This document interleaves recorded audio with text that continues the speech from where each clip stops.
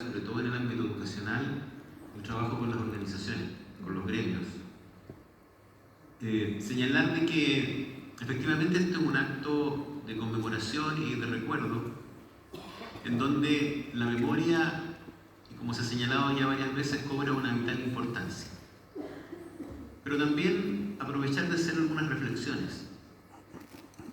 Toda dictadura en la historia lo primero que ha perseguido es a los profesores y profesoras. Porque la educación es lo más peligroso que hay. Porque los profesores y profesoras formamos conciencia. Los buenos profesores y profesoras forman conciencia. Y por lo tanto desarrollan conciencia crítica, ciudadanía. Y eso es lo más peligroso que existe. Un niño o una niña que desarrolla autonomía de pensamiento se transforma en alguien que no va a dejar pasar la mentira, la falsedad, que va a desenmascarar a aquellos que son incoherentes, que no reflejan en su práctica lo que plantean en la teoría.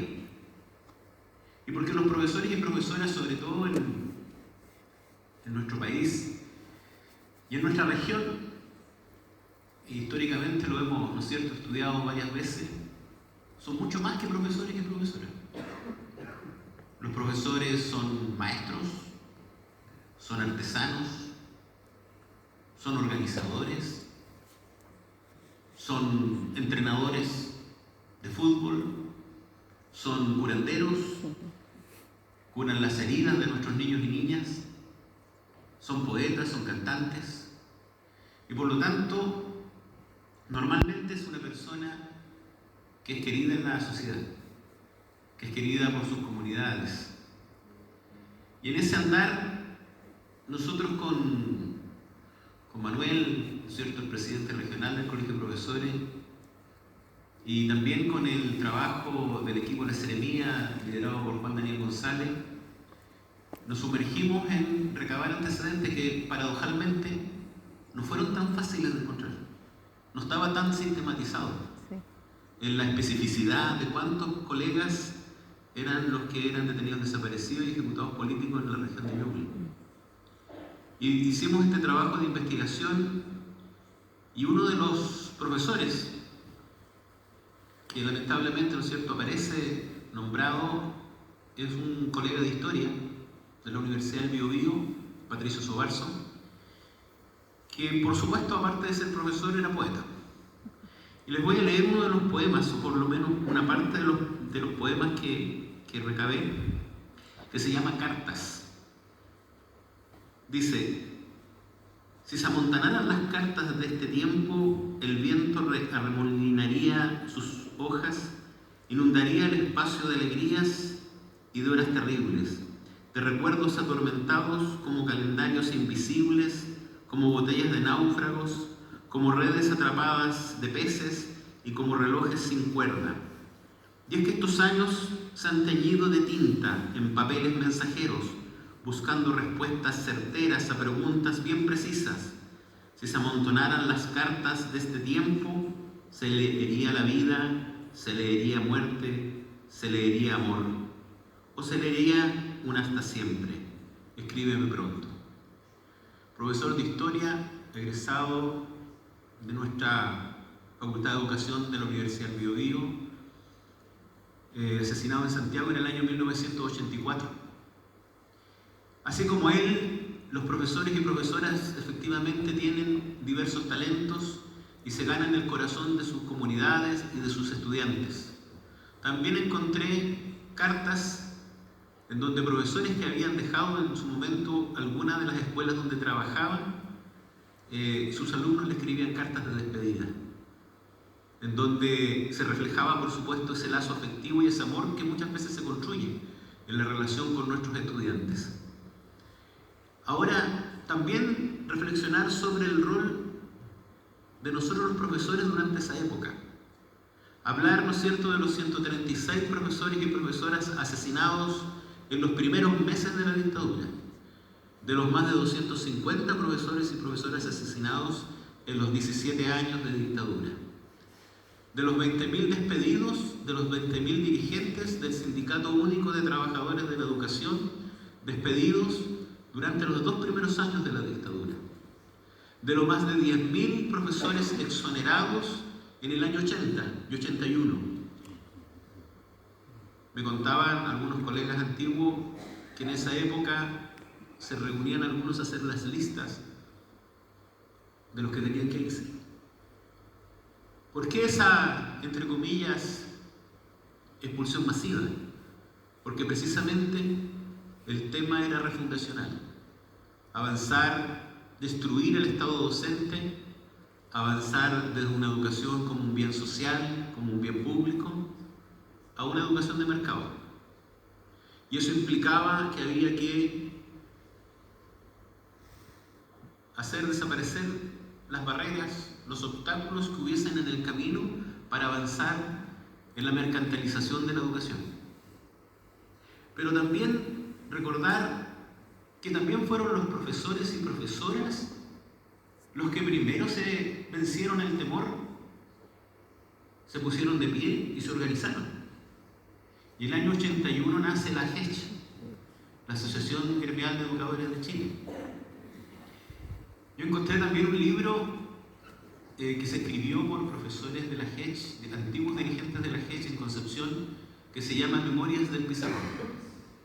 Es un libro muy hermoso porque cuenta la historia de cómo se formó la AGECH, de cuáles eran sus reivindicaciones, cómo de alguna manera aprovecharon algunos resquicios legales que surgieron en esa época para poder organizarse y para levantar la defensa de la educación pública. Y paradojalmente muchos de los temas que aparecen en documentos de la AGECH del año 81 siguen siendo, a veces lamentablemente, siguen siendo absolutamente vigentes. Absolutamente vigentes. ¿Por qué es tan importante recordar? Porque si no recordamos, siempre vamos a estar en el peligro de volver a vivir las situaciones que se vivieron, a volver, ¿no es cierto?, a que estos hechos se repitan. Por lo tanto, la memoria es esencial para los pueblos. El plantear temas como, por ejemplo, dejemos atrás el pasado, miremos hacia adelante, tiene, no sé, normalmente lo que dicen eso no han vivido en carne propia lo que es, ¿no es cierto?, las violaciones a los derechos humanos. Pero más allá de vivirlo o no vivirlo en carne propia, es una mirada que busca de alguna manera el ocultar lo que pasó. Y un pueblo sano, un pueblo para sanar, igual que cualquier conflicto, no puede esconderse. Tiene que plantearse públicamente, tiene que ponerse encima de la mesa, tiene que conversarse, tiene que discutirse. Efectivamente, nadie quiere que esta situación se repita, que estos hechos se repitan. Pero la reivindicación de lo que ocurrió es algo permanente y algo que tiene que existir. La justicia tiene que existir. Sin justicia, efectivamente, no hay reparación. Sin reparación, es muy difícil poder avanzar a una reconciliación. Como profesores y profesoras tenemos en nuestras manos la formación de los niños y niñas.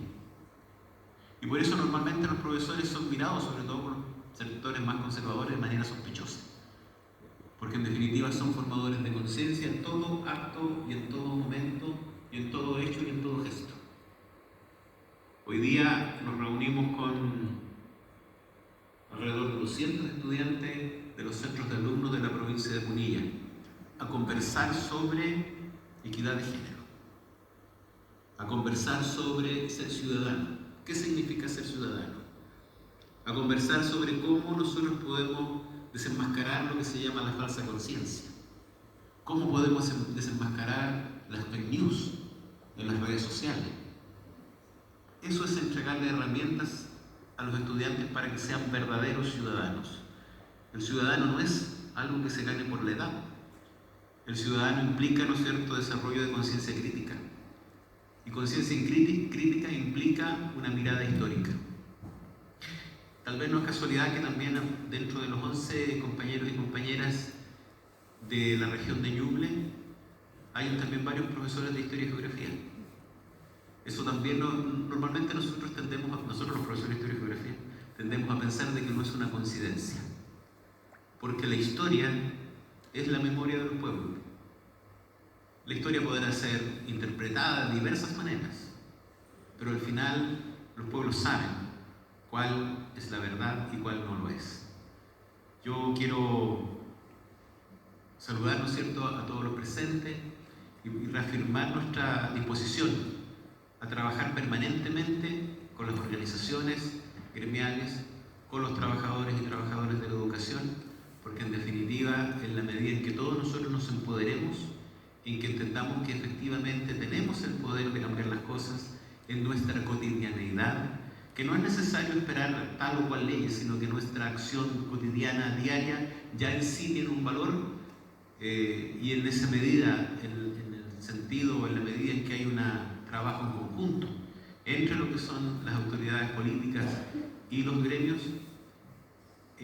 podemos avanzar, ¿no es cierto?, a desarrollar en nuestras nuevas generaciones las condiciones que permitan que estas situaciones, ¿no es cierto?, no se repitan. Muchas gracias.